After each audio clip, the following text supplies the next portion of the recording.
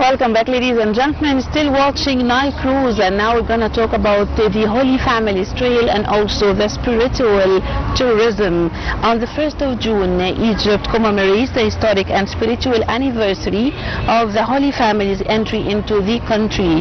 Also, in tandem with this annual event, extensive inter-ministerial efforts have targeted the surrounding infrastructure, also road networks and environmental aesthetic of the key historical sites along this route.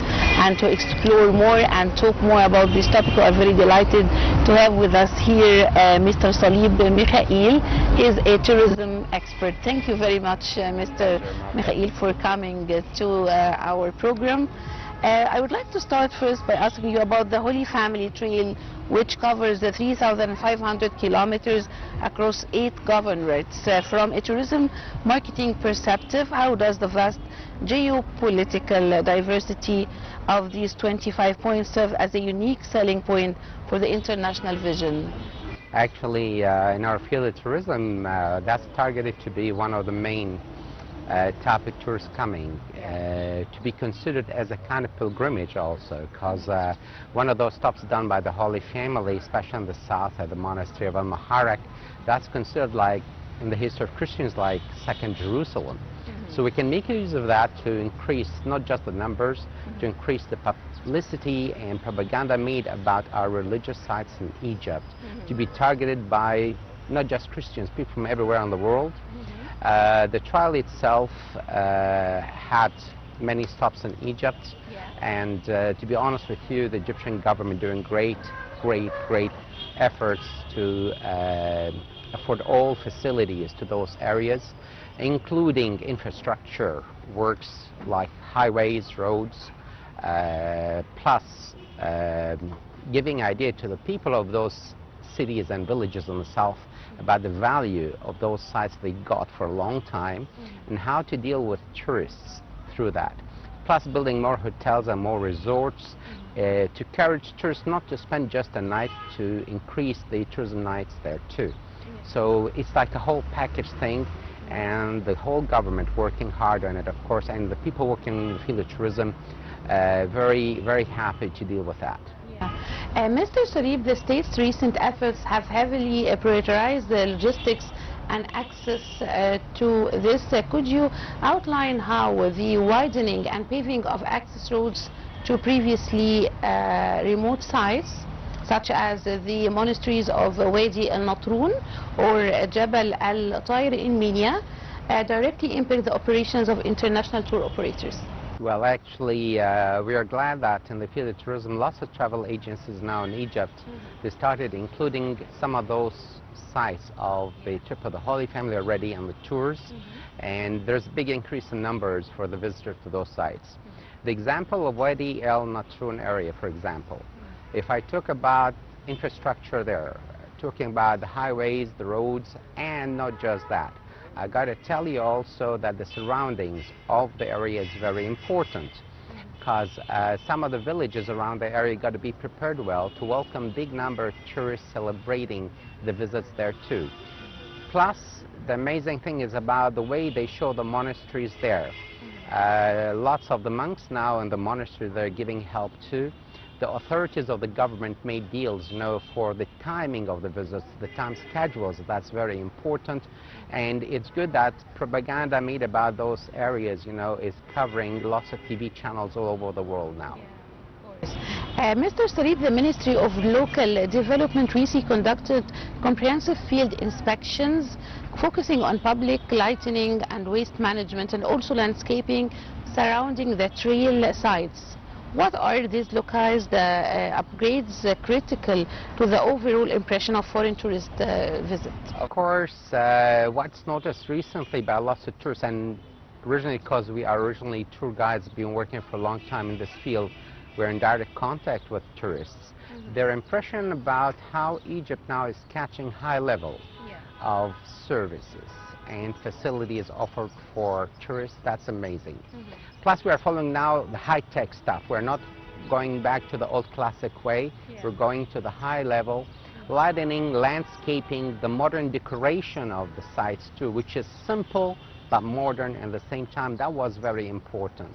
And these things catch the eyes of tourists all the time whenever they visit these sites, and that's what really our local department's working hard on it, to be honest. Mr. Salib, since the ancient monasteries and churches themselves, such as the Deir al-Muhraq or the cave church of Abu Sirga, already possesses long-standing hospitality traditions, how can the private tourism sector build upon this existing reception to offer visitor experience? Actually, the monastery of Al-Muharraq at Asyut plus St. Sergius Church, Old Cairo, they are the main or one of the most important sites to be visited, because that's where the Holy Family spent most of their time, because it is said that in total the Holy Family spent about 3 years and 5 months in Egypt. If I give you a hint that about 6 months they spent at the Muharraq Monastery and almost 4 months at St. Sergius. The crypt there still exists and being visited, so we are talking about almost 10-month period of the whole trail of the or journey of the Holy Family they spent there. So they're like considered the main pilgrimage sites of those places. And of course we can focus so much because lots of celebrations held, for example, at Gabal el-Tir at Armenia for celebrating the birth of the Virgin Mary, plus the time the Holy Family spent there. We can make use of that to expand or extend the timing of the tourists spent there. And that's why we have already some accommodation places and hotels, but we need to increase that number of hotels at those areas. And now the government working hard on targeting that too. Yes. Also, the government is working on the spiritual tourism. How does the rebranding this route from a strict pilgrimage to a broader cultural and spiritual experience help attract a wider demographic of global travelers? Well, actually, the type of meditation type of tours is becoming big all over the world, not just in our region. And it's our chance as Egyptians to make use of that. Most of the spiritual visits or spiritual tourists coming to the Middle East, they're targeting religious sites. So it's good for us to make use of that, to know which parts of the country that we can encourage more, that were skipped for a long time, and we can make use nowadays of how to spread the idea of targeting those areas for tourism all over the world. Meditators, from what we notice in our field of tourism, they love Egypt so much spiritually. So we need to focus on what kind of meditation they're doing. Is it like the regular type of meditation like yoga and stuff like that, or is it the religious type? So we can make use of both in the same time. Of course. Mr. Salib, the Ministry of Tourism and Antiquities is actively working with the international content creators. How can they benefit from this, and what specific visual historical aspects of the ancient Egyptian atmosphere should these campaigns emphasize on? Well, I think this is the best chance ever for Egypt, and of course the Minister of Tourism doing great job to give not just the good ideas about Egypt or facilities to those who are responsible for creating new era of tourism in the region. It's all about how to show them in real what we achieved already to be example, and they can make use of it for the next steps. So I'm glad with that, and I'm sure that creators of tourism all over the world, they have seen already part of the Suez Canal in a trip with the minister. And they have seen the new project of the expansion of the Suez Canal and how things are changing on both sides and how that area is becoming also a target for trading business. So this is happening in a region a bit away from tourism. So what about the touristic sites itself? So they got to see what kind of steps we created already with their eyes, because once they see that, that will encourage them to do more and to encourage more to come to Egypt. Of course. Mr. Salib, a project like this requires the immense coordination. So how do you evaluate the current level of cooperation between the Ministry of Local Development and the Ministry of Environment and also the Coptic Church? Well, they're dealing well, to be honest with you, but we still expect more, because once you go for promotions in any kind of field, you need to have the basics first, and then you keep going on it. Environmentally, to be honest with you, Egypt is doing great steps for cleaning up. For example, in my point of view, River Nile here behind us, it's very clean, no garbage. Tourists notice that, okay? So this is an example. We care about our water, we care about our air. And so once they notice that we are that type of people, we care about green life, which is the target of new generations all over the world. This is important, and Egypt also doing great steps on that. The green tourism. Yes. Yes. Green tourists. Echo, for example, the tourists going to Siwa, for example. What makes them go to Siwa? What makes them go to Oasis? You know, Dakhla and Kharga and Farafra. What's encouraged them, and the numbers increasing? It's how clean is it? How environmentally it's perfect, the hygienic level for everything, food, vegetables, fruit, the welcoming, friendly way of meeting them. This is showing them real Egypt. So it's time to show tourists coming to Egypt how real Egypt and real Egyptians look like, for their nature, for their behaviors, and everything else. Mr. Salib, given that the trail links the Nile Delta and Cairo and also the Middle Egypt, what are the best strategies for tour operators to link and create balanced itineraries for the tourists? Well, this is a very, very good question. Tour operators, they target timing, location, and nationalities according to the vacations they are getting back home. So we need to check which nationalities we need to focus on according to their vacation times during the year. Plus, in my point of view, we have to concentrate in the next few years on the delta of Egypt, because Upper Egypt already got tourism, and we can increase that, of course, but delta for a long time was skipped for a while by tour operators of travel agencies. My point of view, Holy Family came to Egypt through Sinai. We got to make use of that, because in Sinai they came through Arish, Sheikh Zayed, all the way to Farma, which is east of Port Said. So we need to make use of those sites in Sinai and Port Said to make some stops for tourists. Plus, we got to add for that the delta. When I talk about the delta, the area of Tal Basta or Mustorod and so on, we got to make or build already more hotels, make some kind of small museums related to the Holy Family visits. And it doesn't matter how big they are, those museums. Maybe small ones are okay, but they got to have like some pictures, icons, videos. That's going to make a kind of tourist attraction for them too, to get the spiritual feeling of the places. And moving further to Old Cairo. Old Cairo, that's a target, because we have many of those places visited by the Holy Family at those areas of Old Cairo.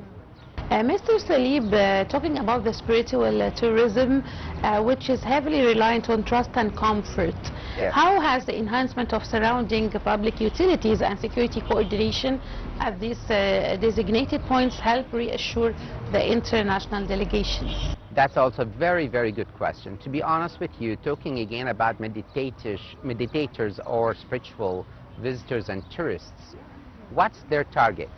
They need freedom to practice what they want, plus security, plus they feel friendly here. I got to tell you that one of the great things done in our field of tourism, I'm so happy with that, is the kind of special opening of touristic sites for some of the meditators or spiritual visitors too, to give them more freedom, more free time. Plus, that's good for Egypt to bring more income, because this is going to be like special opening, especially for them. So they feel free, they feel happy, and they pay more. So for economy of Egypt, that's perfect. For that type of tours, that's perfect for them too. So that's already happening, and they expect more, and that's coming soon, of course.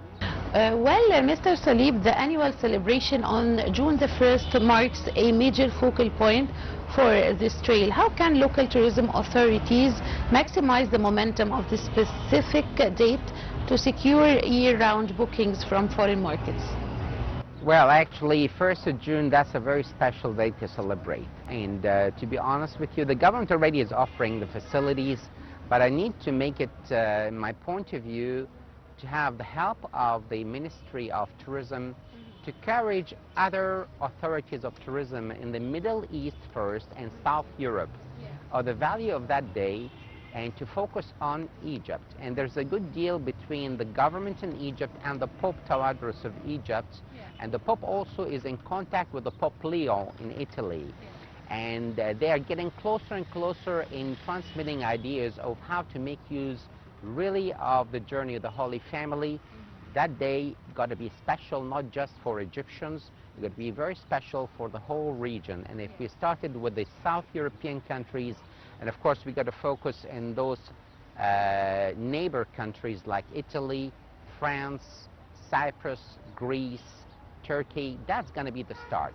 And once they start affording more facilities with Egypt, that's going to be the start for the global way of how to make use of the journey of the Holy Family and the right way for economy and tourism of Egypt. Plus, that is reputation of Egypt and the whole region and the world. Yeah, of course. Mr. Salib, how does the development of sustainable tourism around these areas, the historic points, provide direct economic and developmental benefits to the local communities and also the craftsmen in the rural and upper Egypt? That's great. I got to tell you that what I noticed recently, as an example of this question, look at the area called Nazlet al-Samman now. There are big changes happening. And the people of Nazlet al-Samman itself, they're so happy with these changes. Old houses becoming motels and hotels, okay? They're happy to welcome tourists. Those who never been to schools to learn English, their kids started joining schools to learn English because they see with their eyes the results of what's going on of these changes. I'm giving this as an example. So if this is going to be repeated in all places all over Egypt with the poor villages and the surroundings, that will be great. Not just for the income, that will be great for the education of Egyptian people and the communities living around those sites too. We want to talk more about the tourism forums. Tell us more about the international tourism forums, particularly in the markets like the United States and Europe. What has been the primary feedback regarding Egypt's readiness to receive tourists? Well, to be honest with you, because I have contacts with lots of friends from the United States, and the reaction is amazing, especially after the last visit of President Trump to Egypt and meeting our great President al-Sisi, and how successful that visit was, and gave good impression to the world and good impression to Americans in the United States. Americans, you know, they're very sensitive people and friendly, but the problem, they get affected so much by media. So here we need to make things clear, because media is helping a lot to make good stuff about Egypt. And within the last year, number of American visitors increased like crazy, you know, unbelievable numbers. They gave good impressions to their relatives back home, and lots of travel agencies noticed that, and the number of travel agencies making the U.S. market increasing too. So that means that it is successful, it's working good, and we hope to enlarge that more and more. And it's going to be not just the U.S., I think the neighbor countries like Canada, for example, and many neighbor countries to the United States. Looking forward, Mr. Salib, the foundational infrastructure work nears the completion across the primary points now. What should be the next major step to fully integrate the Holy Family Trail into the global mainstream tourism industry? Well, to be honest with you, for a long time, one of the biggest problems we used to face was about transportation, because that's taking a big part of the timing of the visits. And if I talk about the Holy Family sites, away from Upper Egypt, the southern cities, because they got less population than Cairo. So the part got to be visited in Cairo and the Delta, we got to focus on how to offer more facilities of transportation, underground or subway, metros, and so on. And we're happy that we have the monorail and many modern type of transportation nowadays, but we're looking for more at those sites too. That will give a good impression about Egypt, and not just impression, saving time, because any tourist visiting Egypt cares a lot about his time schedule. So we got to care about that too. We need to cover lots of stuff for him in the limited time he wants to cover. If we work that way, it's going to be successful visits, plus successful for us as Egyptians that we were able to make the tourist happy in his limited time or time schedule in the right way, and getting him a good impression about Egypt too. Mr. Salib, as a tourism expert, tell us more about the must-see parts in Egypt if we are Parts. Must see. Must be visited, you mean? All right. Actually, of course, away from the historical sites, the pharaonic sites, Egypt got a lot of amazing natural areas too, and natural scenes. Because, of course, entertainment is part of the type of tourism in Egypt. If we talked for a long time about Hurghada, Sharm el-Sheikh, it's time to target the new areas. And when I target the new areas, I'm thinking a lot about Marsa Alam, which is going to be in the future, the soon future, to be honest with you, one of those big targets too. And already Alamein is becoming a target, and that's good for entertainment, luxury type of tours, and not just tours. It seems that it's going to be like a business place with tours at the same time. We got to make use also of Sinai. It's time to develop Sinai Beach, because I've been to Arish and many places in Sinai. They've got amazing beaches on the sea, and it still be intact. So it's time to make use of it, like what we did more than 30, 40 years ago with Hurghada and Sharm el-Sheikh. Let's make Sinai coast, Sinai Mediterranean beach look perfect and beautiful, and that will encourage more tourists to come and see. So it's a chance to enjoy the entertainment side, the beauty, and also they got a chance to go also to some of the historical sites in Sinai itself too. Yes, of course. So, well, Mr. Salib Mikhail, the tourism expert, thank you very much for joining us today in Nile Cruise. Thank you. It was my pleasure to be with you. Thank you so much. Thank you.